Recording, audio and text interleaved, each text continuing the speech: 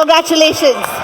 আইপিএলে রাসেলের পরিবর্তে কলকাতায় অভিষিক্ত হবেন অস্ট্রেলিয়ান অলরাউন্ডার ক্যামেরুন গ্রিন। রাসেলের বিকল্প খুঁজতে এবারের আইপিএলে নিজেদের রেকর্ড সর্বোচ্চ 25 কোটি 22 লাখ খরচ করতে হয়েছে শাহরুখ খানের দলকে, যা বিদেশি কোনো ক্রিকেটারের আইপিএল নিলামে সর্বোচ্চ।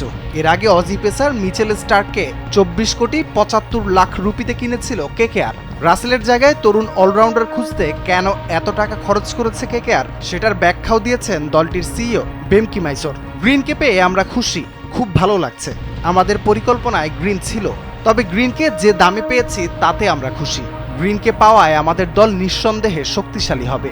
বিশেষ করে আমাদের নতুন পাওয়ার কোচ আন্দ্রে রাসেল একজন তরুণ অলরাউন্ডারকে নিয়ে কাজ করার সুযোগ পাবেন। তাছাড়া গ্রিন ব্যাট ও বল হাতে কি করতে পারে আমরা জানি। গ্রিনের জন্য ঝাঁপিয়ে পড়েছিল রাজস্থান রয়্যালস ও চেন্নাই সুপার কিংসও। তীব্র লড়াইয়ের পর তাকে পেয়ে মাইসর বলেছেন, অনেক সময় দাম অনেক বেড়ে যায়, তেমন হলে হয়তো অন্যরকম ভাবতে হতো। সত্যি বলতে আমরা গ্রিনকে নিতে আগ্রহী ছিলাম ঠিকই, তবে মরিয়া ছিলাম না।